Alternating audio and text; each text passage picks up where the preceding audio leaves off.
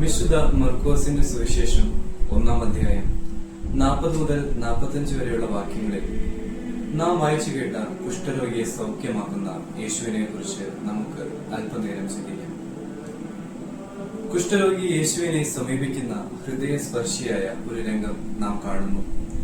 അക്കാലത്ത് കുഷ്ഠരോഗം എന്നത് വെറുമൊരു രോഗമല്ലായിരുന്നു, അതൊരു വലിയ സാമൂഹിക ശാപമായിരുന്നു. രോഗബാധിതർ സമൂഹത്തിൽ നിന്ന് മാറ്റി നിർത്തപ്പെട്ടിരുന്നു.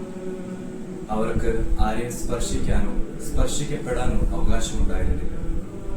ഈ സാഹചര്യത്തിലാണ് ആ കുഷ്ഠരോഗി എല്ലാ തടസ്സങ്ങളും ഭേദിച്ച് യേശുവിന്റെ അടുത്തേക്ക് വരുന്നത്. അവന്റെ വാക്കുകൾ ശ്രദ്ധേയമാണ്. അങ്ങേക്ക് മനസ്സുണ്ടെങ്കിൽ എന്നെ ശുദ്ധനാക്കാൻ കഴിയും.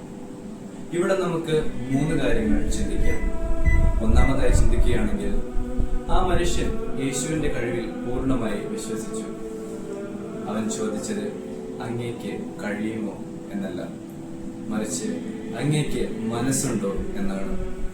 നമ്മുടെ ജീവിതത്തിന്റെ കുറവുകളും പാപമാകുന്ന കുഷ്ഠവും യേശുവിന്റെ സന്നിധിയിൽ സമർപ്പിക്കാൻ നമുക്ക് ഈ കുഷ്ഠരോഗിയുടെ വിശ്വാസം മാതൃകയാക്കാം. രണ്ടാമതായി, യേശുവിന്റെ സ്പർശനത്തെ കുറിച്ച് നമുക്ക് ചിന്തിക്കാം.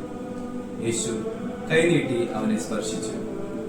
നിയമമനുസരിച്ച് ഒരു കുഷ്ഠരോഗിയെ സ്പർശിച്ചാൽ ആ വ്യക്തി അശുദ്ധനാകും.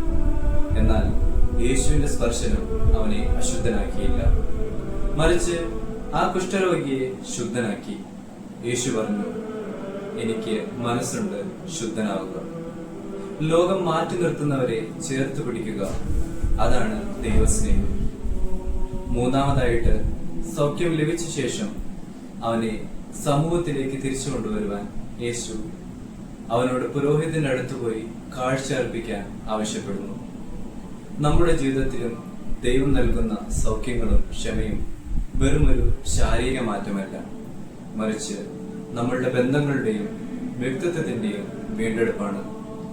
യുവാക്കളായ നമുക്കുള്ള സന്ദേശം, യുവതലമുറ എന്ന നിലയിൽ ഈ വചനഭാഗം നമ്മോട് പറയുന്നത് ഇതാണ്. ഒന്നാമതായി, അനുകമ്പയുള്ളവരാകുക. ലോകം മാറ്റി നിർത്തുന്നവരെയും ഒറ്റപ്പെടുത്തുന്നവരെയും സ്പർശിക്കാനും അവരെ കരുതുവാനും നമുക്ക് സാധിക്കണം.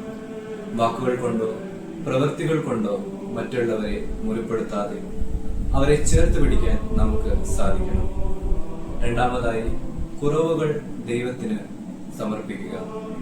നമ്മുടെ ഉള്ളിലെ അസൂയ, വിദ്വേഷം, പാപം എന്നിവയാകുന്ന കുഷ്ഠം നീക്കുവാനായി യേശുവിനോട് നമുക്ക് പ്രാർത്ഥിക്കാം.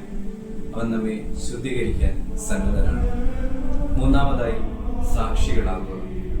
ആ കുഷ്ഠരോഗി തനിക്ക് ലഭിച്ച വലിയ കാര്യത്തെക്കുറിച്ച് എല്ലായിടത്തും അറിയിച്ചു. അതുപോലെ ദൈവത്തിന്റെ സ്നേഹം നമ്മുടെ ജീവിതത്തിലൂടെ മറ്റുള്ളവർക്ക് കാണിച്ചു കൊടുക്കുവാൻ നമുക്ക് സാധിക്കണം. അവസാനമായി ഞാൻ പറയാൻ ആഗ്രഹിക്കുന്നത് ഇതാണ്. നമ്മളുടെ ശൂന്യതകളും വേദനകളും യേശുവിന്റെ അടുത്ത് കൊണ്ടുവരാൻ തക്കവിധം നമുക്ക് അവനിൽ വിശ്വസിക്കാം. കാരണം നമ്മുടെ പാപങ്ങൾക്ക് വേണ്ടിയാണ് അവൻ മുറിവേൽക്കപ്പെട്ടത്. നമ്മുടെ രക്ഷയ്ക്ക് വേണ്ടിയാണ് അവൻ കുരിശിൽ ഏറ്റപ്പെട്ടത്. അവൻ നമ്മെ സ്പർശിക്കട്ടെ.